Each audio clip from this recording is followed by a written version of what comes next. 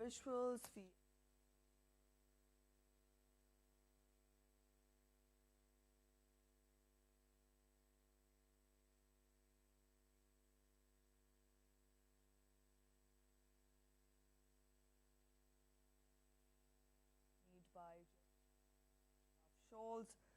the 7th Intergovernmental consultations in the national capital at the Hyderabad House.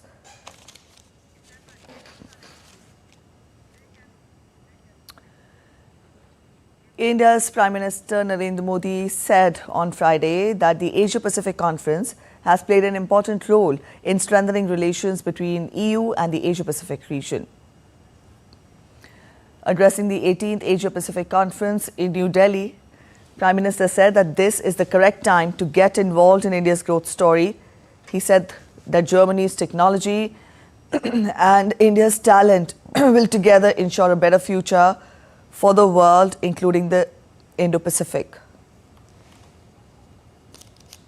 दुनिया को stability और sustainability की जरूरत है, ट्रस्ट और ट्रांसपेरेंसी की जरूरत है, चाहे सोसाइटी हो या फिर सप्लाई चेन।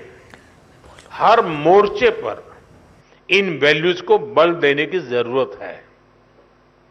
इनके बिना कोई भी देश, कोई भी रीजन अपने बेहतर फ्यूचर की कल्पना नहीं कर सकता। इंडो पैसिफिक रीजन तो दुनिया के फ्यूचर के लिए बहुत जरूरी है। ग्लोबल ग्रोथ हो, पॉपुलेशन हो, स्किल्स हो, इस रीजन का कंट्रीब्यूशन और पोटेंशियल दोनों बहुत व्यापक है। Prime Minister said that India has the double power of AI, that is aspirational India and artificial intelligence. He further added that India is working on the needs of the future world.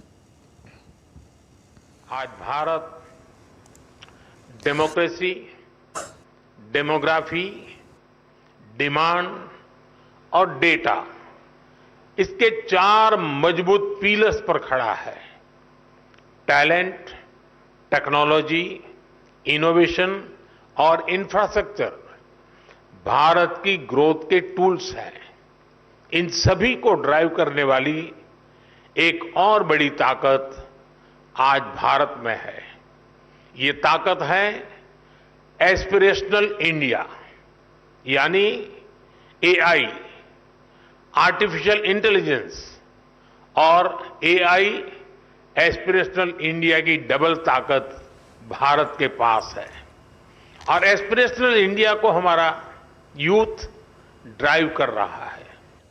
German Chancellor Olaf Scholz emphasized on having more cooperation with India and the need for a free trade agreement between India and the EU. Scholz inaugurated the Asia-Pacific Conference of German Business in New Delhi on Friday. He also addressed the 18th Asia-Pacific Conference of German Business along with the Indian Prime Minister Narendra Modi.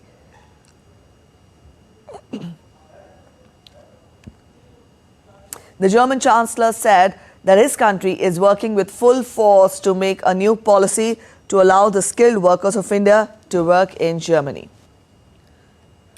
At our intergovernmental consultations with India, we also want to deepen our cooperation on defense and agree to bring our militaries closer together. Our overall message is clear: we need more cooperation, not less. We must avoid one-sided dependencies, particularly in areas of strategic important critical raw materials and certain technologies, for instance. But for us, de-risking doesn't mean less trade or less openness. For us, de-risking means diversification. And this diversification is happening. Look at how German-Indian business relations have developed in recent years. Relations that benefit both sides. Olaf Scholz said that protectionist policies must be avoided, which will reduce innovation. He said we should not create challenges in each other's territory and should follow international rules. He also stressed that China should give up the special treatment it receives as a developing country.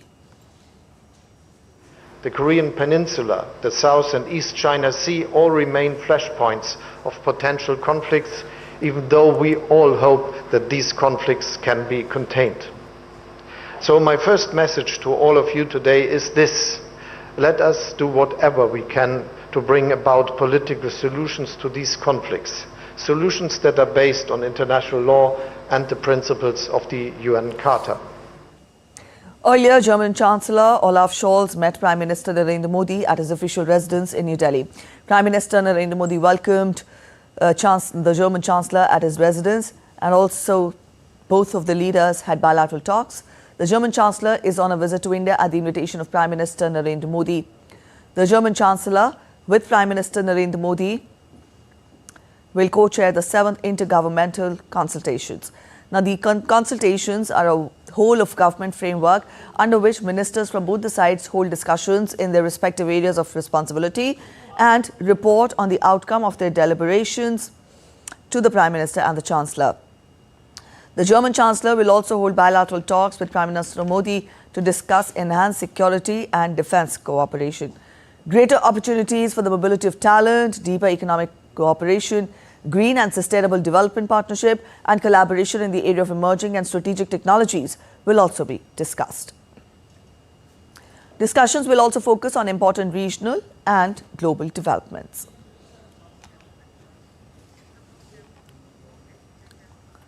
The 7th Intergovernmental consultations between India and Germany inks another chapter in the foundation of relations between both the nations that has been established on the basis of mutual trust and democratic principles. Being major trading partners, both India and Germany have always supported each other's interest and also permanent membership at the UNSC. We get you more in this report. The biennial intergovernmental consultations format that was launched in 2011 expected to have a strong technology focus, with the key elements being sustainability and green transition, migration and mobility, and technology and innovation. The IGC, which is a unique mechanism that India has with Germany. 7th Intergovernmental Consultations makes comprehensive review of cooperation and identification of new areas of engagement, makes in-depth discussion on collaboration in new and emerging technologies, building on the India-Germany vision document. In the run-up to the IGC, German government has also released two important India-centric documents: a dedicated India strategy titled Focus on India and a skilled labour strategy centred towards India. To enhance their defence relations, there has also been a significant rise in defence engagements over the last few years. German frigate Baden-Württemberg and support ship Frankfurt am Main, deployed to the Indo-Pacific from May 2024, will carry out a joint drill with the Indian Navy in India in October.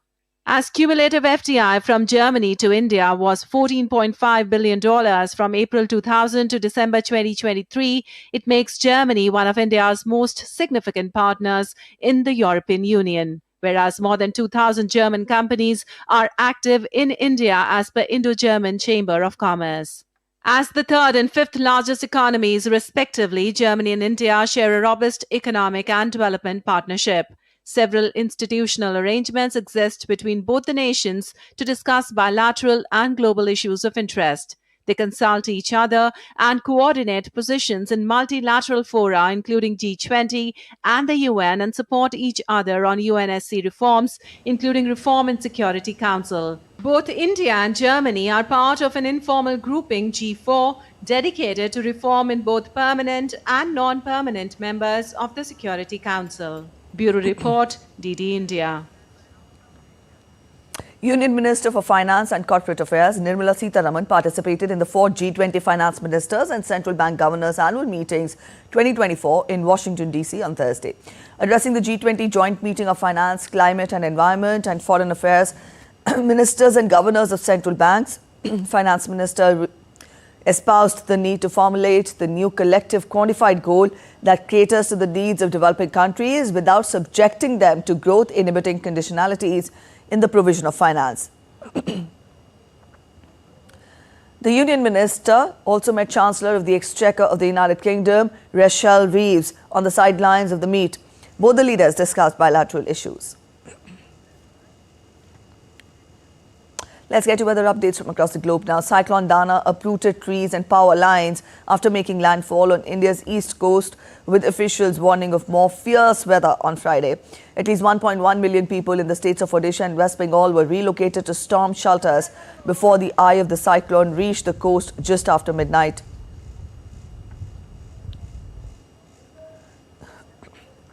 Odisha Chief Minister Mohan Charan Maji, who reviewed the state government's preparedness, has asserted that no casualties have been reported due to vigilant administration and preparedness. He also added that almost 600,000 people have been shifted to safer places in Odisha. He added that 6,000 pregnant women have also been shifted to health centres.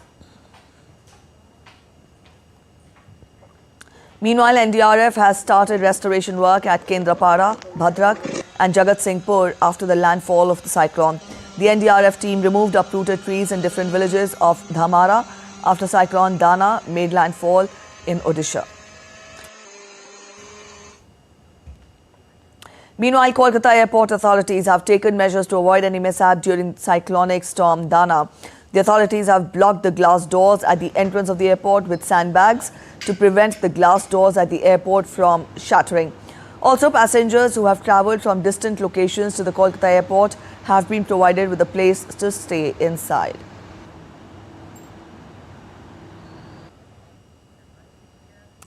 Tropical storm Trami killed at least 40 people. Tens of thousands remain displaced after fleeing floods driven by a torrential downpour that dumped 2 months of rainfall in just 2 days in some areas. Storm Trami dumped heavy torrential rains on the main island of Luzon, triggering widespread flooding and landslides. The government ordered businesses and schools in the path of the storm to close in anticipation of heavy rain and floods. About 20 big storms and typhoons hit the Philippines each year, damaging homes and infrastructure and killing dozens of people.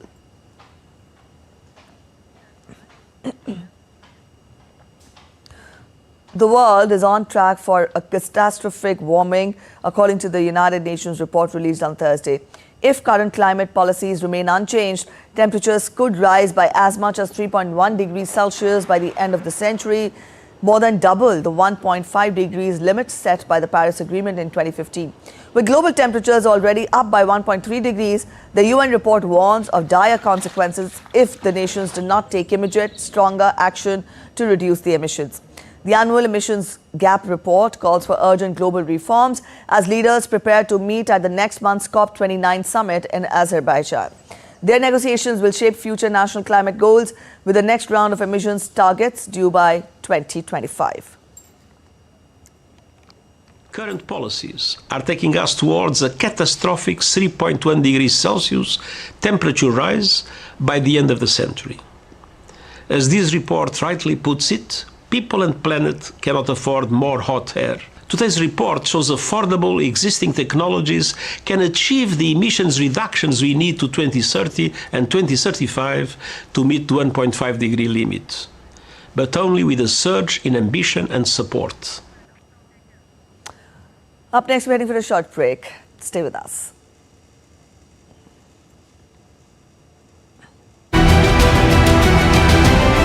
Who will be the next president of United States of America? Will Donald Trump make a dramatic comeback, or will Kamala Harris become America's first woman president? It's a tight race to the White House. The knives are out and the battle lines sharply drawn. He's becoming increasingly unstable and unhinged. She's a threat to democracy because she shouldn't even be the candidate. I'm Amritpal Singh. I'm Shubhendu Ghosh. We travel across the United States to decode the issues at the heart of this polarized election. Watch this space only on DD India.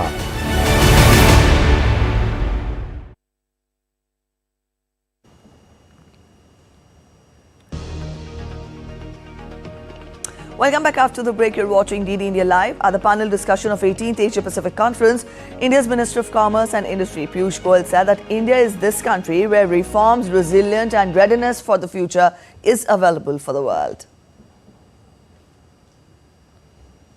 For the next 30 years, India has a path laid out in which we are going to grow our economy from our current level to at least 10x what we are today. from $3.5 trillion to about $35 trillion. We also have the advantage of democracy, which many other countries in this region do not have. We provide the rule of law, we provide safety, we provide comfort to investors, to businesses, and from India, no wealth creator or businessman will disappear overnight to come back as a professor in a university in Japan. And that heady cocktail of democracy, the demographic dividend, and demand that comes out of emerging economy like India provides an excellent opportunity where I believe an India-EU deeper engagement, possibly an FTA, will benefit both sides. The minister also said that India is poised to become the third largest economy in the next 3 years. India has a strong macroeconomic foundation. The fundamentals of the economy are strong. We are building infrastructure at a never seen before pace. And therefore we are in a sweet spot where reform, resilience and readiness for the future is available for businesses from across the world. India becomes the world's third largest economy in the next 3 years. Vice Chancellor of Germany, Robert Habeck, said that Germany and India must respond together to the global challenges and also called India as the most important country in Asia-Pacific region and the world for Germany.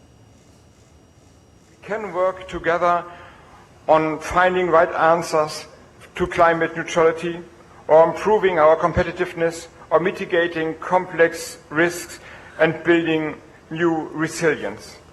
The Indo-Pacific region holds the key to these questions. It is the world's most dynamic economic area.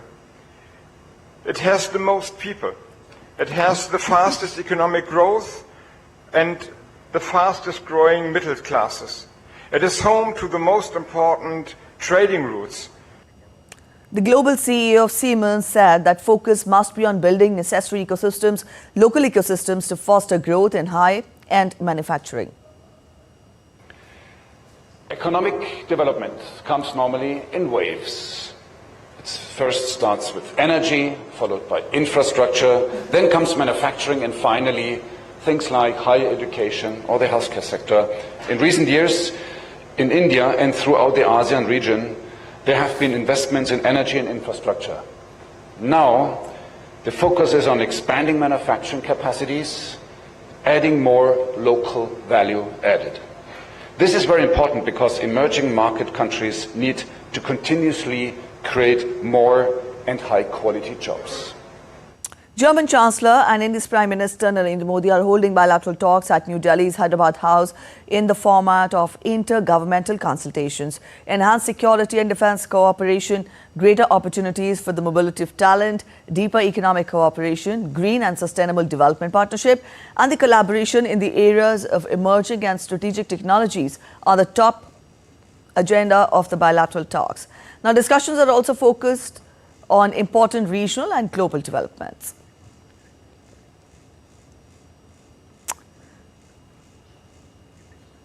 German Chancellor and Prime Minister Narendra Modi are holding bilateral talks in the national capital at Hyderabad House. This is the 7th intergovernmental consultations between India and Germany that is happening. The intergovernmental consultation is a whole of government framework under which ministers from both the sides hold discussions in their respective areas of responsibility and report on the outcome to their deliberations to the Prime Minister and the Chancellor.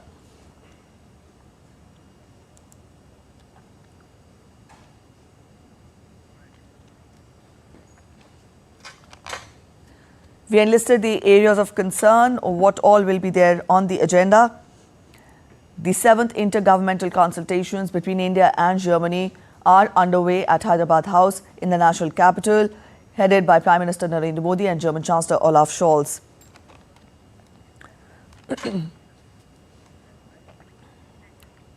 Executive Vice President of Venezuela, Delcy Rodriguez, met Vice President Jagdeep Dhankar at Vice President's Enclave on Friday.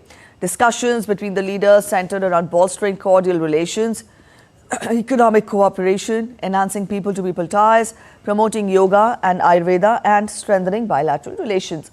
Rodriguez is on a working visit to India.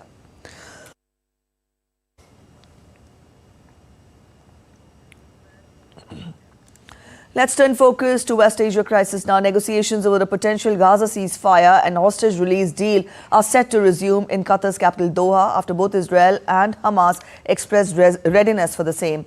An Egyptian security delegation met with a delegation of Hamas leaders in Cairo on Thursday as part of the efforts to resume the Gaza ceasefire negotiations. The talks in Cairo were part of Egypt's ongoing efforts to resume ceasefire negotiations.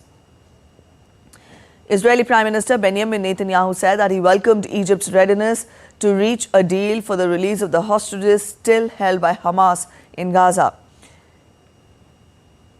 Israel said its Mossad intelligence agency head David Barnea will travel to Doha on Sunday to try to restart the talks and meet with CIA Director William Burns and Qatar's Prime Minister. As the efforts got underway to hold fresh talks over a ceasefire and hostage deal in Gaza, the United States said it does not want a protracted Israeli campaign in Lebanon. During his visit to Doha, U.S. Secretary of State Antony Blinken warned Israel not to lead a protracted campaign against Hezbollah in Lebanon.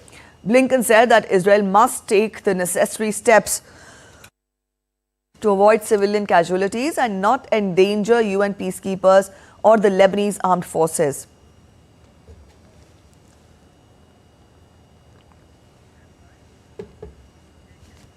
Blinken said that US was working on a diplomatic deal which would allow civilians on both the sides of the border to return to their homes. Let's turn focus to the US elections now. A new Reuters poll found the Democratic presidential candidate Kamala Harris held a marginal 46 to 43% lead over Trump, but numerous public polls suggest that Trump could outperform among the young men of all races. On a campaign trail in Philadelphia, Harris said her Republican rival Donald Trump was exhausted and that if elected, would be plotting revenge against his opponents.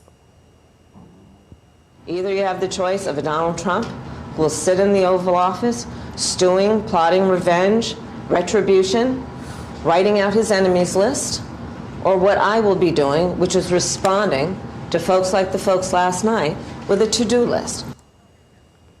In the US elections, war of words has taken center stage in the campaigning by both the presidential candidates. Former President Donald Trump is holding rallies in Tempe, Arizona and Las Vegas, while Vice President Kamala Harris is in the Atlanta suburbs with former President Barack Obama and musician Bruce Springsteen. More than 30 million voters have already cast their ballots as of Thursday evening, according to the tracking data. From those, more than 13 million of the voters voted in person, with more than 17 million by the mail ballot. On the campus of Arizona State University, Donald Trump took a dig at Joe Biden, saying that it was stupid of the Democratic president to say that Trump should be locked up. Trump criticized Biden and Harris on the issues of immigrants and violent crime. Immediately upon taking the oath of office, I will launch the largest deportation program in American history. Forget America.